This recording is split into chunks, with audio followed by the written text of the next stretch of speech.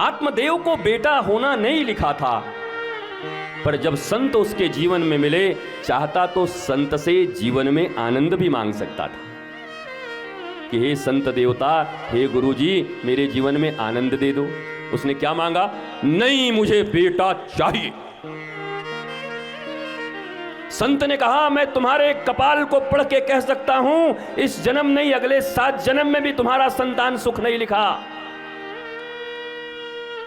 आत्मदेव ने कहा, मुझे भी ये पता है, विधाता ने जो विधि लिख दी है उसको भगवान भी नहीं मिटा सकते, पर मुझे भी शास्त्रों से ज्ञात हुआ है कि गुरुदेव और संत चाहें तो विधाता के विधान को भी मिटा सकते हैं। मुझे बेटा चाहिए।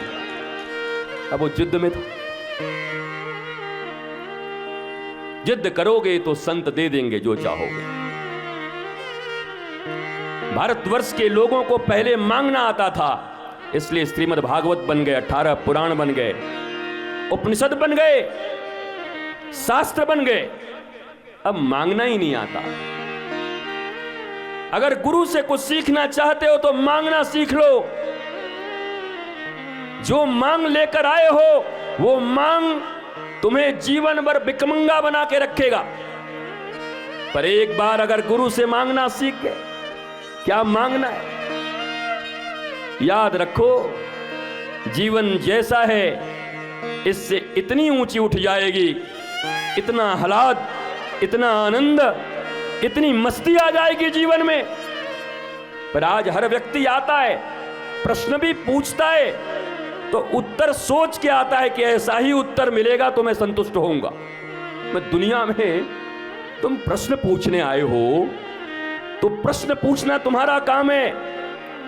उत्तर जो भी मेरे सदगुरु से मिलेगा स्वीकार है, क्योंकि मेरे मंगल के लिए होगा।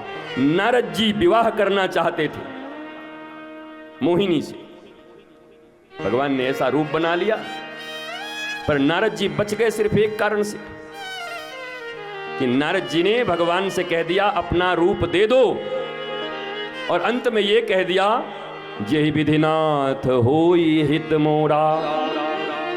ध्यान दो मेरी माताओं, अपने गुरु के पास, गोविंद के पास, मंदिर में जब भी जाना, दिल में जो इच्छा हो कह देना जाके।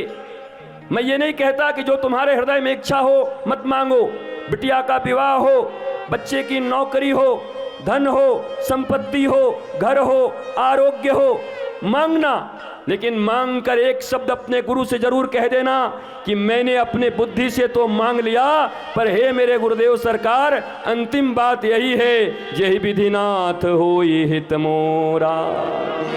हे मेरे सांवरिया, मेरे प्रभु, मैंने मांग लिया, पर जिसमें मेरा हित हो तुम मुझे वही देना। मांगोगे, जाओगे भगवान के पास ऐसे मंदिरों में। सीख लो मेरी माताओं, मेरे प्यारे लोगों, मंदिर जाओ, दिल की सारी बात कह देना गुरु जी को, दिल की सारी बात कह देना अपने भगवान को, पर चलते समय एक बात कह देना, ठाकुर जी मैंने अपने मन की बात तो कह दी, अब अंतिम बात भी कह देती हूँ, कह देता हूँ क्या, जेहि विधिनाथ होई हित मोरा। हे मेरे प्रभु, देना वही जिसमें मेरा हित छुपा हुआ। बच जाओगे, बच जाओगे, और नहीं तो यह आत्मदेव की तरह तुम्हारी दुर्गति हो जाएगी। गुरु कहते थे मत मांग बेटा, मैं तुझे शांति देता हूं, प्रेम देता हूं, आह्लाद देता हूं, आनंद देता हूं, मस्ती देता हूं। नहीं नहीं नहीं नहीं, मुझे बेटा ही चाहिए। बोला चल फिर ले जाइए फल, फल खिला देना। आत्मा को फल मिला, और फल खाना था किसको? बुद्धि को। धुंधली बुद्धि है। धुंधली क्या है? बुद्धि।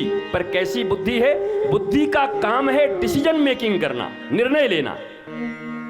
पर जिसकी बुद्धि निर्णय नहीं ले पाती ना, उसी को धुंधली कहते। ये मत समझना कि भागवत में एक अकेली धुंधली है, यहां बैठे हुए लोग भी धुंधली। जिसकी बुद्धि निर्णय नहीं ले पाती, decisive mind, absence of decisive mind, निर्णय न ले पाने की क्षमता, उसी को धुंधली कहते। और याद रखना, जो अनिर्णय की स्थिति में बुद्धि होती है ना, जो पेंडुलम की तरह बुद्धि द्वंद्व में हिलती रहती है, वो अक्सर आत्महत्या की ओर जाती है। जितने भी सुसाइडल अटेम्प्ट हुए हैं, आप जाना जाकर के पूछना मनोचिकित्सक से, वो तो आज बताएंगे, हमारा शास्त्र पहले बता दिया। अंत में क्या हुआ, ये धुंधली अपने बेटे के अत्याचार से कुएं में डूबकर जाकर आत्महत्या कर ली। हर धुंधली को आत्महत्या करना पड़ता है, कोई यही धुंधली नहीं मरी है कि भागवत में एक धुंधली थी और कुआं में गिर के मर गई, आत्महत्या। बेटे ने इतना सताया, पिता के जाने के बाद, धन कहां रखा है मेरा पिता, जल्दी धन दे, मुझे यहां जाना है, इतना सताया कि जाकर कूद के मर गई, डूब के मर गई। और हर द्वंदात्मक बुद्धि मरती है। अनिर्णय की स्थिति जिनकी जिंदगी में होती है, उनको मरना ही पड़ता है। इस संसार में जितने भी आत्महत्याएं हो रही हैं, वो अनिर्णय की स्थिति के कारण हो रही है। हां ना, करूं नहीं करूं, मिलेगा नहीं मिलेगा, जाऊं नहीं जाऊं। तुम्हें डिसाइसिव माइंड चाहिए, निश्चयात्मकता बुद्धि, जो बुद्धि निश्चय कर सके। और यह तभी संभव है जब किसी लिविंग मास्टर के साथ रहोगे, स्पिरिचुअल बिलवेड मास्टर, आध्यात्मिक जीवंत गुरु, जिंदा, माता पिता भाई बहन पत्नी पुत्र मित्र नातेदार रिश्तेदार सब जिंदा चाहिए। गुरु तस्वीर चाहिए, फोटो चाहिए, जिंदा चाहिए। और उनकी संगति में तुम्हारी बुद्धि भी डिसाइसिव हो जाएगी, निर्णय लेने में समर्थ हो जाएगी। कौन शाश्वत कौन नश्वर, कहां धर्म कहां अधर्म, कहां सत्य कहां असत्य, कहां दुख कहां आनंद, नीर छीर, ये गुरु की कृपा से, गुरु के प्रबोध से तुम सीख जाओगे। और बुद्धि जिसकी निश्चय हो गई, बुद्धि जिसकी निर्णय करने में समर्थ हो गई, उसको कभी आत्महत्या करने की जरूरत नहीं होगी। उसके जीवन में कभी दुख नहीं आएंगे, आएगा भी तो 2 मिनट में वो निपट लेगा उस दुख से, क्योंकि निर्णय करना सीख गया है। बताओ हाथ उठाकर, कितने लोग हैं जो बड़ी निर्णय कर लेते हैं तुरंत? कहां निर्णय कर पाते हो? एक साधारण पार्टी में आते हो, कथा में आते समय तो यह निर्णय नहीं कर पाए कि कौन से कपड़ा पहन के आऊं। माता लोग तो 5 जगह फोन लगा देती हैं पार्टी में जाने से पहले, तुम किस कलर का पहन के जा रही हो? अरे तुम जाना अपना पहन के, वो कुछ भी पहन के जाए। किस कलर का पहन, मतलब खुद कपड़े नहीं पहन सकते? इतना भी निर्णय नहीं है तुम्हारी जिंदगी में? हर बात में अनिर्णय, हर बात में कंफ्यूजन है। कंफ्यूज इंटेलेक्ट्स,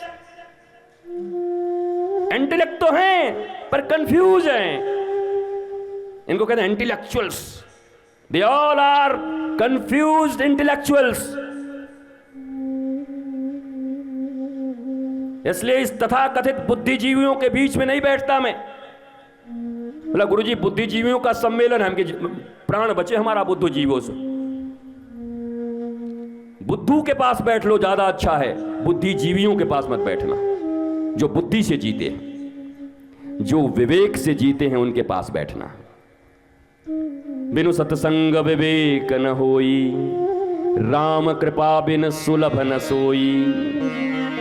केवल बुद्धि तुम्हें दौड़ाएगी, रुलाएगी, थकाएगी, पर उस बुद्धि के साथ जब विवेक हो जाएगा गुरु की कृपा और सत्संग से, तो यही बुद्धि तुम्हें भी आनंद में रखेगी, तुम्हारे परिवार को भी आनंद में रखेगी। और मैं तो कहूं ऐसा कोई बन जाए तो शायद सारी दुनिया को आनंद में रखने में वो समर्थ हो जाए। इसलिए सत्संग की और गुरु की कृपा की और गुरु के वाणी की जरूरत है इस जिंदगी में।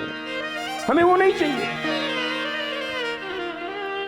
हम गुरु जी का चरण छू लें तो बहुत बड़े बन जाएंगे। क्या करोगे चरण छू के? गिर जाएंगे हम।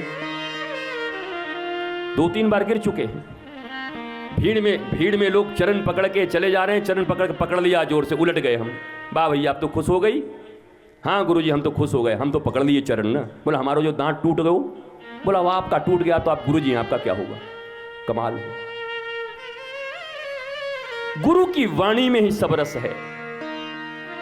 तुम भले ही सबसे पीछे बैठे हो, सबसे पीछे खड़े हो, लेकिन यही वाणी अगर तुम्हारे हृदय में चली गई, निर्णय लेने की क्षमता तुम्हारे भीतर आ गई, डिसाइसिव माइंड को तुमने प्राप्त कर लिया, तो याद रखो इस दुनिया में आनंद के साथ जी पाओगे।